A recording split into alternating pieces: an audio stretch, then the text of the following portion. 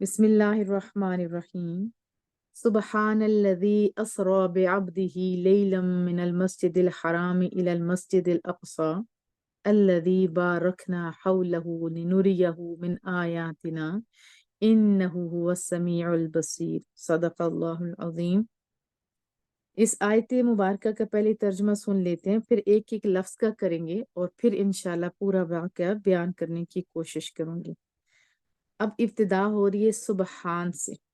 किससे इब्तिदा हो रही है? सुबहान से।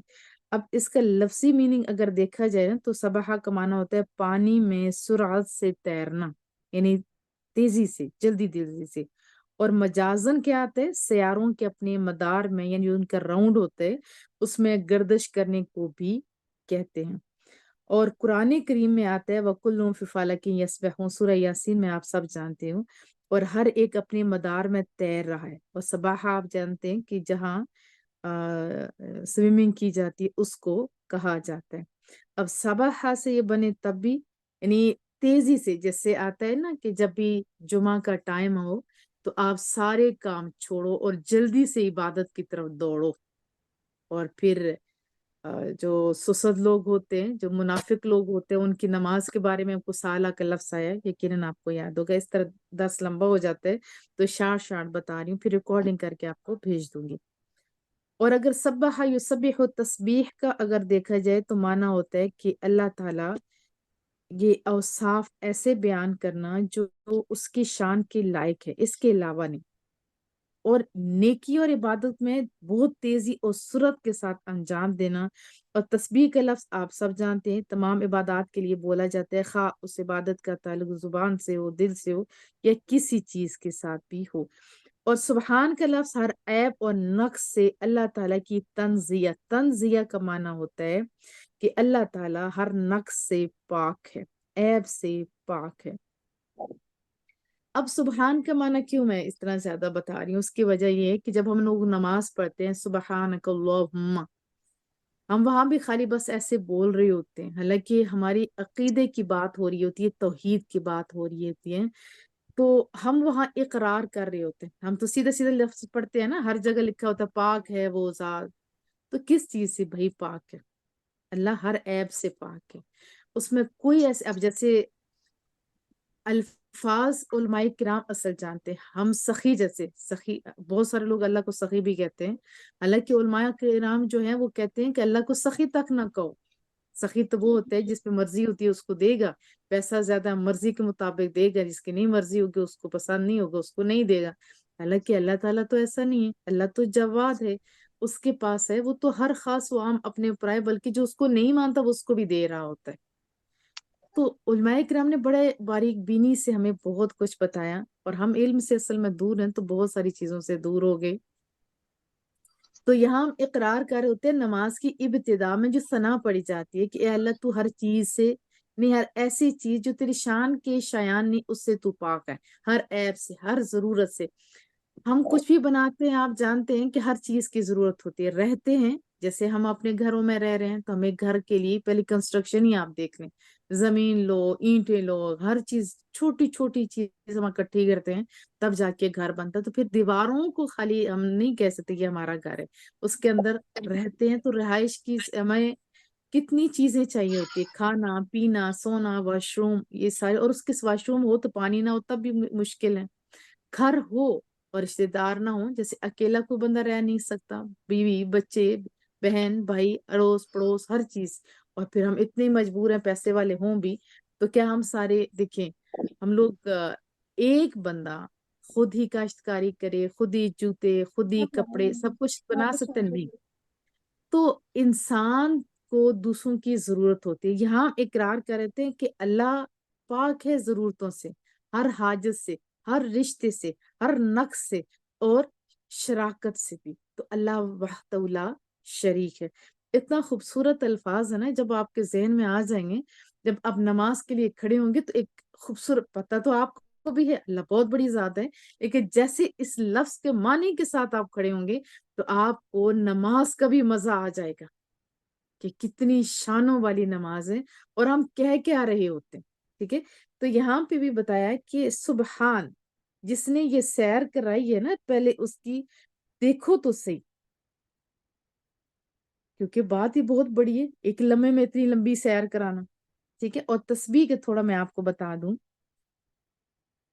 کہ قرآن کریم میں بھی آتا ہے فسبح واطراف النہار لعلک ترضی، اور دن کے کناروں میں آپ نماز پڑھیے تسبیح کیجیے تاکہ اللہ راضی ہو جائے اور آپ راضی ہو جائیں. دیکھیے حدیث طیبہ میں یہ لفظ ہے کہ سبحان کا معنی کیا ہے کہ اللہ تعالیٰ ہر چیز سے، ہر نقص سے، ہر ایسی چیز جو عیب والی اس سے پاک ہے.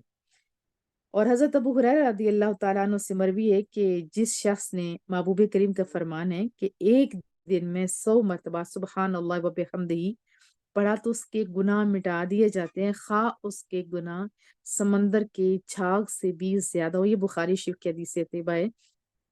اب دیکھیے سبحان اللہ و بحمدہ یہ لفظ سبحان ہی تو ہے نا. پھر حضرت ابو ذر بیان کرتے ہیں کہ میں نے عرض کی محبوبہ میرے والدین آپ پہ قربان ہوں، اللہ تعالیٰ کو کون سا کلام سب سے زیادہ محبوب ہے؟ فرمایا وہ کلام جس کو اللہ تعالیٰ نے فرشتوں کے لیے پسند فرمایا، سبحان ربی و بحمدہ، سبحان ربی و بحمدہ. بہت چھوٹے سے تھوڑے سے الفاظ ہیں اور ان کا فائدہ بہت زیادہ ہے. حضرت جابر سے مروی ہے رضی اللہ تعالیٰ عنہ کہ محبوب نے فرمایا کہ جس شخص نے سبحان اللہ العظیم کہا اس کے لیے جنت میں کھجور کا ایک درخت لگا دیا جاتا ہے، اگا دیا جاتا ہے. تو ہم لوگ تو درخت لگائیں تو کتنے سال لگتے ہیں، وہاں تو 1 منٹ کی بات ہے. اور محبوب کا فرمانا ہے کہ 2 کلمے ایسے ہیں جو زبان پر بھاری ہیں لیکن وزن ان کا بہت زیادہ ہے، سبحان اللہ و بحمدہ، سبحان اللہ العظیم. تو یہ ایسے الفاظ ہیں جو آپ چلتے پھرتے بھی پڑھ سکتے ہیں، جیسے سبحان اللہ والحمد للہ ولا الہ الا اللہ واللہ اکبر. ٹائم تو بہت تھوڑا لگتا ہے. تو سبحان کا معنی آپ کو اسبار ہو گیا ہوگا کہ اللہ تعالیٰ ہر نقص سے اور ہر ایسی چیز سے پاک ہے جو اس کی شان کے لائق ہے. ٹھیک ہے. یہ آپ کو نے اور اپنے بچوں کو بھی سکھا دینا. اور آپ جانتے ہیں کہ نفلی نماز جیسے صلاۃ التسبیح یہ بھی ضمن ذہن میں آیا تو آپ کو بتا دوں کیونکہ اس میں بھی سبحان کا لفظ زیادہ استعمال ہوتا ہے. سبحان اللہ والحمد للہ ولا الہ الا اللہ واللہ اکبر ہم کہتے ہیں نا، اس لیے اسے نماز تسبیح کہا جاتا ہے. اب لفظ آتے ہے اسرا. اس کا لفظی معنی یہ ہے کہ رات کو جانا، سیر کرنا ہوتا ہے نا. اسرا رات کو سیر کرانا. فاسر باہلک جیسے حضرت ہود کے بارے میں آیا تھا نا سورہ ہود میں، آپ رات میں اپنے اہل کو لے جائیں. تو یہاں کیا مراد ہوا اسرا کا کہ رات کے وقت سیر کرائی. یہ تو لفظوں سے پتہ چل گیا. اب یہاں پہ اب تھوڑا سا ترجمہ کرتے ہیں پھر اس کے بعد مزید وضاحت کروں گی کہ سبحان الذی اسرا بعبدہ لیلا من المسجد الحرام الى المسجد الاقصی. پاکی ہے اسے، یعنی اللہ کی تعریف بیان کر رہے ہیں کہ وہ ذات ہر نقص سے پاک، وہ جو راتوں رات اپنے بندے کو لے گئی مسجد حرام سے مسجد اقصی تک. جب جہاز نہیں تھے اس ٹائم تو بندہ سوچ بھی نہیں سکتا تھا، ہے نا ایسی بات. ابھی بھی اگر جہاز بھی ہیں ساری اتنی ٹریول آپ کو پتہ ہے بہت فاسٹ ہو گئی ہے، باوجود اس کے ہم یہ نہیں کہہ سکتے کہ منٹوں میں ادھر سے ادھر ہو گئے. یہ اسی لیے ابتدا ہوئی سبحان سے. وہ ذات ایسی ہے کہ جو یہ کر سکتی ہے. اب مسجد حرام سے مسجد اقصی تک پھر فرمایا الذی بارکنا حولہ. اب اس کے ارد گرد کی بات ہو رہی ہے کہ ہم نے برکت رکھی. اس کی وجاہت کیا ہے وہ ہم بعد میں جانتے ہیں. لنوریہ من آیاتنا، اور ایک بہت بڑی بات کے لیے سیر کرائی کہ ہم اسے اپنی عظیم نشانیاں دکھائیں. کیا دکھائیں؟ ہم جب احادیث پڑھتے ہیں تو مزہ ہی آ جاتا ہے. انہ هو السمیع البصیر، بے شک وہ سنتا ہے اور وہ دیکھتا ہے. اب رہا مسئلہ معراج کا. اب معراج بہت سارے لوگ تو کھا گئے دھوکا. بعض نے کہا یہ خواب کا ہے، بعض ایسا ہے، بعض ویسے. اگر دیکھیں ایک عام بندہ سوچتے ہیں کہ خواب ہوتا تو کسی نے تو کوئی بات کرنی کوئی نہیں تھی.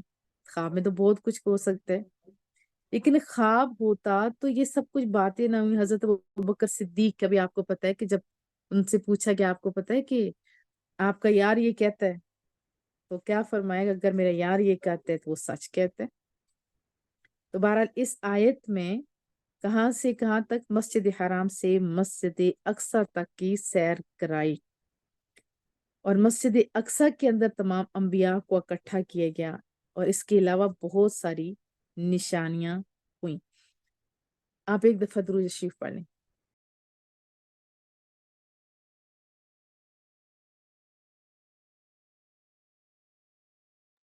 پھر سورہ نجم کے اندر بھی ہم لوگ پڑھتے ہیں ما زاغ البصر وما طغى۔ اب خالی خواب ہوتی تو سورہ نجم میں کیوں آتا؟ نہ نظر ایک طرف مائل ہوئی اور نہ حد سے بڑی۔ تو یہ آیت بھی بتا رہی ہے کہ حالت بیداری میں یہ سارا کچھ ہوا ہے۔ میں آپ کو کیوں اس لیے بتا رہی ہوں، کیونکہ آئے دن کوئی نیا جیسے ہی ہوتا ہے نا، کچھ پڑھتا ہے تو کھڑا ہو کے تو بتانے لگ جاتے پہلے سارے غلط سے، میں ہی بس تازہ تازہ ٹھیک ہو کے آیا ہوں۔ تو ان سوالوں کے جواب آپ کے پاس موجود ہونے چاہیے۔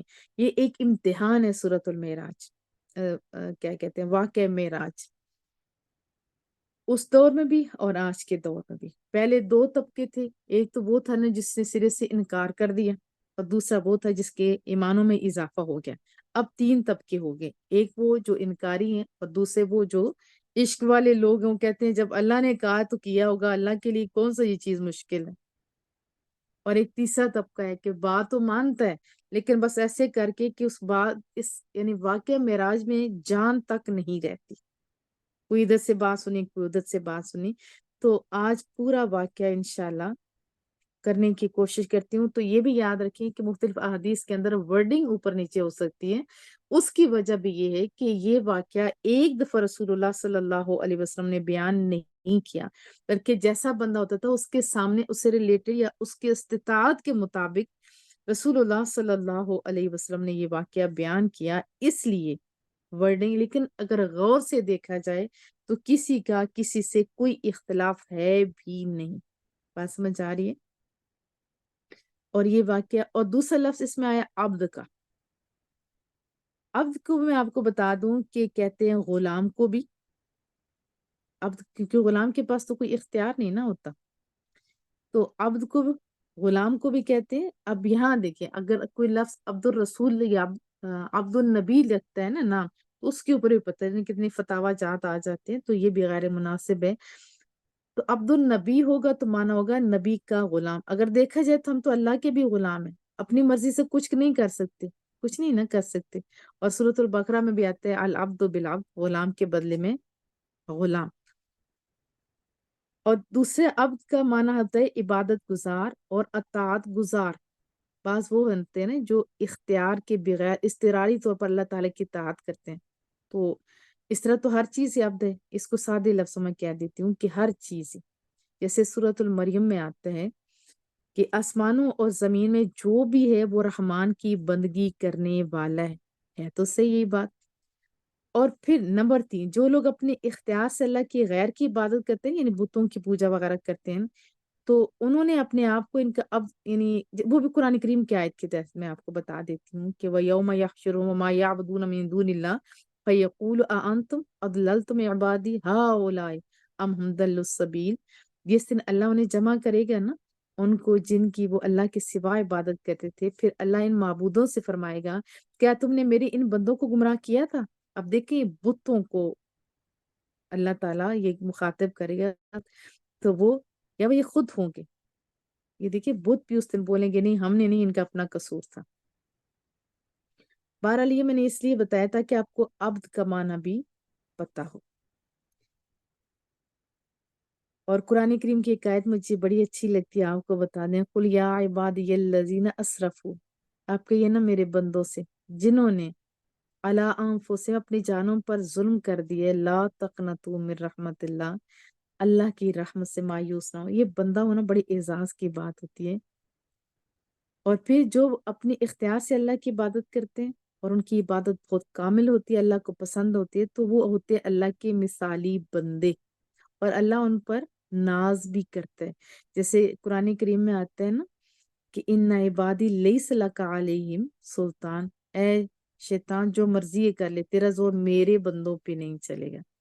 اب وہ تو بات تھی اوور آل، اب یہاں پہ بات ہو رہی ہے کہ خاص بندے کی، بے عبدی ہی یہ مضاف مضاف علیہ ہے، خاص بندہ اپنے بندہ، यहाँ पे बात हो रही है ना कि पाक है वो ज़ात जो अपने बंदे को मस्जिद अक्सा तक ले गई।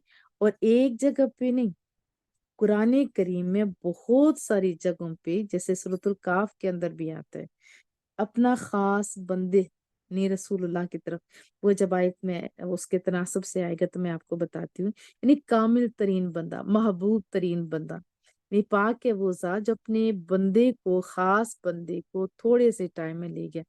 अब एक और सवाल भी आता है, बहुत सारे लोग चूंकि सवाल करते हैं, मैं आपको साथ साथ बता रही हूँ कि रसूल का जिक्र क्यों नहीं किया गया, अब्द अब्द क्यों कहा गया।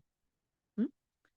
तो अब पहले तो याद रखें, पहले पूरा जवाब मैं आपको दे देती हूँ कि सुबहान ने वो जो अपने रसूल को लेके ये क्यों नहीं फरमाया। जवाब ये है कि रसूल वो होता है जो अल्लाह के पास से बंदों की तरफ आए, और अब्द वो होता है जो बंदों की तरफ से अल्लाह के पास जाए। थोड़ा फर्क वाज़ह हो गया होगा। और ये तो देखिए, अल्लाह के पास से आने का नहीं, अल्लाह की तरफ जाने का मौका था, इसलिए यहाँ रसूल का जिक्र नहीं किया बल्कि अब्द का जिक्र किया गया। फिर हजरत यहया अलैहिस्सलाम के मुतालिक भी इस तरह के अल्फाज आए हैं, उनको मजीद इजाफा करके सैयद और हसूर कहा गया। यानी हजरत यहया अलैहिस्सलाम की जब हजरत जकरिया को बशारत दी थी ना, जो पूरी आयत ही सुना दूं कि बेशक अल्लाह ताला बशारत देते हैं हजरत यहया अलैहिस्सलाम की, उनको सैयद और हसूरा जो कहा, आप बैठे में आ रही, वो सरदार भी होंगे, औरतों से बचने वाले के होंगे। अब लोग मुझसे पूछते हैं कि उनको सैयद कहा गया तो इनको अब्द क्यों कहा गया। लेकिन जो वाज़ेह बात है वो तो समझ लेनी चाहिए थी। तो ये सवाल था, तो आपके जहन में भी आ सकते हैं। देखें, जो सैयद लफ्ज होता है ना, सरदार को कहते हैं, सियादत, सल्तनत, मालकियत वगैरह को, और ये हकीकत में अल्लाह की सिफात है। और बंदे को अगर सैयद या मालिक या साहिब सल्तनत कहा जाए तो ये मजाजन है। जैसे सिद्दीक अकबर, अकबर तो, और इसी तरह गौस आदम, गौस होता है सुनने वाला, अब वो मजाजन है, याद रखिए। इसी तरह दाता दरबार के नाम पे वो दाता, ये है मजाजन। हकीकी कौन है? अल्लाह। और ये दाता का लफ्ज भी, इसके ऊपर भी तहकीक करके इंशाल्लाह बताती हूँ, मैंने की हुई है। ये बस आगे से बात ये होती है मजाजन। और जो लफ्ज है ना अब्द, ये हकीकत में अब्द ही है। तो और महबूब करीम को हकीकी वसफ से अल्लाह ताला ने पुकारा। उम्मीद है आपको बात समझ आ रही हो, मुझे ये बड़ी अच्छी लगी थी तो इसलिए मैं आपको बताया।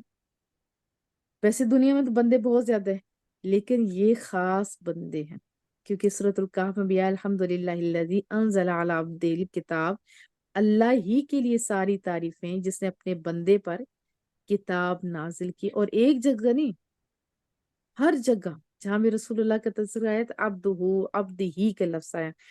अच्छा, एक और बात भी मैं आपको बताऊं कि असरा के लिए आपको लेके गए, सैर के लिए, रात के सफर के लिए आपको ले जाया गया। और हजरत मूसा अलैहिस्सलाम के मुतालिक कुरान करीम में आता है कि वलम्मा जा मूसा लिमीक़ातिना, और जब मूसा हमारे मुकर्रर किए हुए वक्त पर आए, यहाँ लफ्ज़ है आए।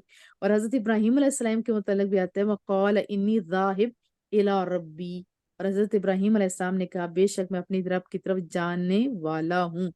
हजरत मूसा भी खुद गए, हजरत इब्राहिम भी खुद गए, जबकि रसूलुल्लाह सल्लल्लाहु अलैहि वसल्लम को अल्लाह ताला ले जाने वाला था और वही वापस ले आने वाला था। अब फर्क तो वाज़ह हो गया ना।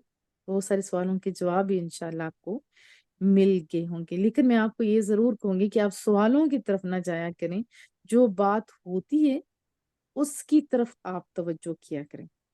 अब यहाँ पे एक बात और भी है कि मस्जिद हराम से मस्जिद अक्सा तक ले गया तो ऊपर भी अल्लाह आसमानों पे, वो भी मैं आपको इंशाल्लाह तरतीब वाइज बताती हूँ। लेकिन यहाँ पे आता है कि मस्जिद अक्सा क्यों मस्जिद अक्सा में पहले ले गया है। अब लोगों ने तो फिर सवाल ढूंढने, पहले लेके गए, वापस लेके आए, ये कब लेके गए, क्यों लेके आए। हालांकि असल बात ये है कि जब बताया गया ना कि मस्जिद अक्सा का, अब वो लोग जो कुरैश के लोग थे उन सबको पता था रसूलुल्लाह मस्जिद अक्सा सल्लल्लाहु अलैहि वसल्लम गए ही नहीं ना, तो देखा ही नहीं। अगर ये सच्चे हुए तो चलो उनसे सवालात करते हैं। तो अल्लाह ने क्यों, इसमें लॉजिक्स बहुत ज्यादा है ना, अल्लाह ने यहाँ पे क्यों इधर भेजा, इसलिए ताकि जब वो पूछेंगे और जवाब वो पाएंगे तो उनको कुछ तस्कीन होगी कि ये बंदा सच बोल रहा है। हालांकि सादिक अमीन तो शुरू से थे। हजरत जाबिर से मरवी है, रसूलुल्लाह ने फरमाया कि जब कुरैश ने मुझे झुटलाया तो ये वाक्य इसको मैं स्किप कर देती हूँ, बहुत लंबा वाक्य हो जाएगा। अच्छा, इसमें एक खास लॉजिक क्या थी कि रसूलुल्लाह सल्लल्लाहु अलैहि वसल्लम ने मस्जिद अक्सा देखी हुई नहीं थी। इन्होंने आके सवालों की बौछार कर दी, पूछा बताइए क्या है वो क्या, हालांकि रास्ते में आने जाने वाले जो थे उनके बारे में पूछा गया, लेकिन मैं आपको फिर शार्ट करके बताती हूँ। उन्होंने जब पूछा ना कि मस्जिद अक्सा कैसी थी क्या थी, तो रसूलुल्लाह सल्लल्लाहु अलैहि वसल्लम ने, एक बुखारी शरीफ के अंदर भी हदीस है भाई, जब बंदा देख के आते तभी बंदे के ज़हन में लगता है ये सारा कुछ मैं देख रहा हूँ। तो रसूलुल्लाह का फरमान है कि मेरे सामने मस्जिद अक्सा कर देगी और मैंने हर एक को जैसे उसने पूछा उसको जवाब दे दिया, तो इस तरह उनको तस्कीन होगी। उम्मीद है आपको बात समझ आ गई होगी। और फिर मस्जिद अक्सा में आप जानते हैं कि मुख्तलिफ जो जो अंबिया आए ना अपने अपने जमाने में, जितने भी आए, वो उनका भी उसके साथ खास ताल्लुक था।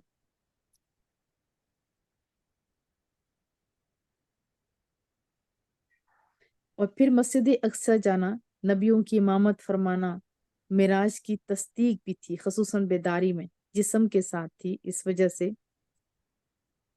एक वाकया आपको सुना देती हूँ कि जब इस्लाम नहीं लाए थे हजरत अबू सुफियान, ये गए कैसे रूम के पास। अब इन्होंने मौके को गनीमत जाना, हरकुल को जानबूझ के नहीं बताना चाहा कि रसूलुल्लाह सल्लल्लाहु अलैहि वसल्लम इस तरह लंबी लंबी छोड़ते हैं। क्या कहा कि देखो मैं आपको उस नबी के बारे में एक बात बताता हूँ, क्योंकि ताकि रसूलुल्लाह का मर्तबा कम हो, लेकिन अल्लाह है ना, वो बढ़ाने पे कादिर है। मिराज का वाक्य याद आया, उसने कैसे रूम से कहा, बादशाह क्या मैं तुमको ऐसी बात ना सुनाऊं जिससे उस शख्स का झूठ तुम पर वाज़ेह हो जाए। उसने पूछा वो क्या बात है, उसने कहा वो कहता है, रसूलुल्लाह ये कहते हैं कि वो एक रात हमारी जमीन यानी अर्द हरम से निकले और तुम्हारी इस मस्जिद यानी बैतुल मुकद्दस में पहुंचे, और उसी रात को सुबह से पहले हमारे पास हरम में वापस भी पहुंच गए। देखिए ये बात क्या थी, उस वक्त तो बंदा सोच भी नहीं सकता था ना। जहाजों का कोई सोच सकता था कि मनो टनो उठा के उड़ेंगे, कोई नहीं सोच सकता था। वो सालों का जो सफर है वो महीनों में या घंटों में तय होगा, नहीं। लेकिन जब ये बात की, वहां पे एक नेक शख्स था, वो फौरन उठ के खड़ा हो गया, बहुत बड़ा आबिद था। वो कहने लगा मुझे उस रात का पता है।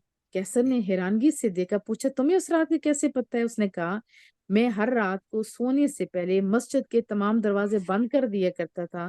उस रात को मैंने एक दरवाजे के अलावा सारे दरवाजे बंद कर दिए, वो दरवाजा बंद हो ही नहीं रहा था।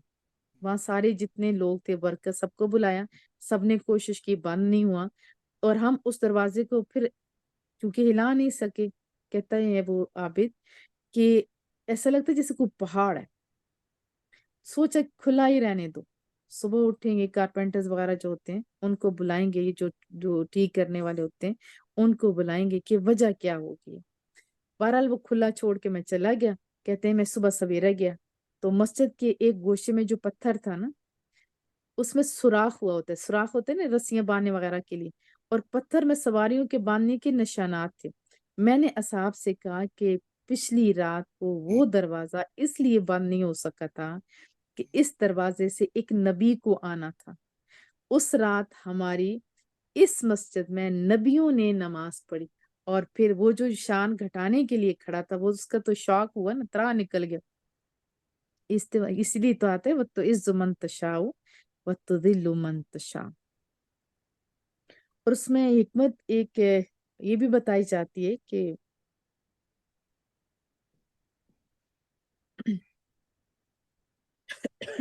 कि तमाम अंबिया अपने अपने देखिए कब्रों में मदफून है, ये आप जानते हैं, लेकिन अपने जिस्मों के साथ वहां पे सारों को इकट्ठा किया गया और सारे अंबिया ने खुतबात भी पढ़े। मेरे पास अगर टाइम हुआ तो मैं खुतबे भी आपको सुनाऊंगी, सारे खुतबात मेरे पास मौजूद हैं जो अंबिया ने अपनी अपनी जो नेमतें उन पर नाजिल हुई थी ना, वो सारी उन्होंने बताई। और यहाँ एक और बात भी बताऊं कि वो मालिक है, वो अल्लाह है। तमाम अंबिया को वहां इकट्ठा किया गया, और यहाँ से शान मुस्तफ़ा और बढ़ जाती है, बहुत ज्यादा शान बढ़ जाती है। कैसे बढ़ जाती है? सारे शानों वाले अंबिया थे, सबसे आगे अगर किसी को खड़ा किया गया तो वो आपके और मेरे नबी हैं, सल्लल्लाहु अलैहि व आलिहि वसल्लम। बात समझ आ रही है? सबसे आगे खड़े करने वाले अल्लाह ताला ने अपने नबी को क्या वाज़ेह किया कि सारे बड़े शानों वाले हैं, लेकिन सबसे अफजल उला हमारे नबी। कौन है अफजल उला? हमारे नबी। फिर उसमें बरकतें भी बहुत ज्यादा है, क्योंकि ये मस्जिद अक्सा, याद रखिए, तमाम जो अंबिया साबिकीन है ना, उनकी इबादत गाहें भी हैं, उनका किबला भी है, और दुनियावी लिहाज से वहाँ दरिया भी हैं, दरख्त भी हैं, और 3 मसाजिद हैं जिनकी तरफ सफर किया जा सकता है, उनमें से एक ये भी है। और 4 मकामात ऐसे हैं जहाँ दजाल का दाखला ममनू है। सनद के साथ ये लिखा गया है कि तमाम रुए जमीन में दजाल घूमेगा सिवाय 4 मसाजिद के, उनमें से एक तो सब जानते हैं मक्का, दूसरा मदीना तैयबा, और तीसरी है मस्जिद अक्सा, और चौथी है मस्जिद तूर। और ये भी बता दूं कि मस्जिद अक्सा के अंदर नमाज पढ़ने का सवाब 50,000 नमाजों के बराबर है।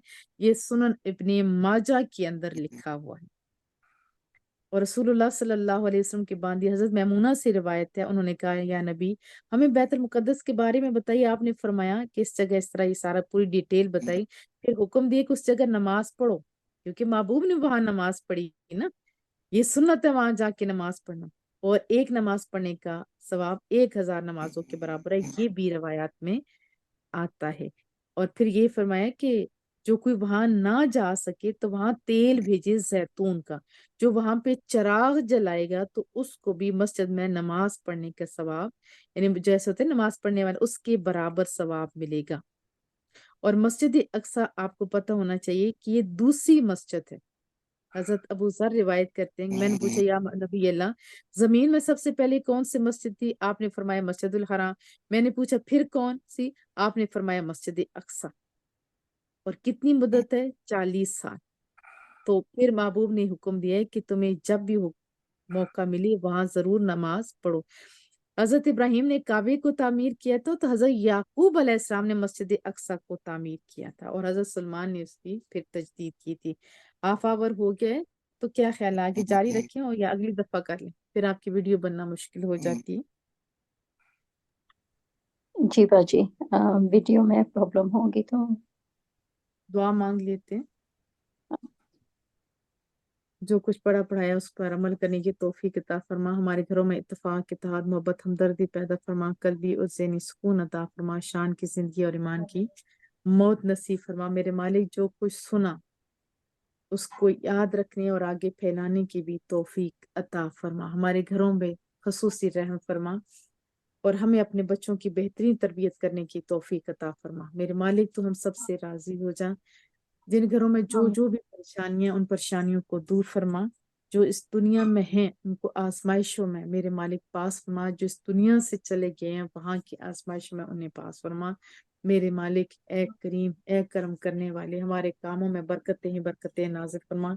हमारे इल्म में, हमारे हिल्म में बरकतें नाजिल फरमा। रिस्क में बरकतें नाजिल फरमा। तमाम बे औलादों को औलाद साले, औलाद नरीने अता फरमा। जिन्हें औलाद दी हैं उन्हें अपने औलादों की खुशियां देखना नसीब फरमा। मेरे मालिक, ए करीम, हम वो मांगते हैं जो रसूलुल्लाह सल्लल्लाहु अलैहि वसल्लम ने मांगा। हर उस चीज से पनाह मांगते हैं जिसे रसूलुल्लाह सल्लल्लाहु अलैहि वसल्लम ने पनाह मांगी। वसल्लल्लाहु हम तआला अला मुहम्मद, सुब्हानकल्लाहुम्मा व बिहम्दिका, नशहदु अन ला इलाहा इल्ला अंता, नस्तगफिरुका व नतूबु इलैक। आज बैठ जाओ। अस्सलाम वालेकुम व रहमतुल्लाह। बैठ जाओ मेरे बच्चे। बाजी, वालेकुम अस्सलाम रहमतुल्लाहि व बरकातहू। पूरी अहले महफिल को मेरी तरफ से अस्सलाम वालेकुम रहमतुल्लाहि व बरकातहू। वालेकुम अस्सलाम।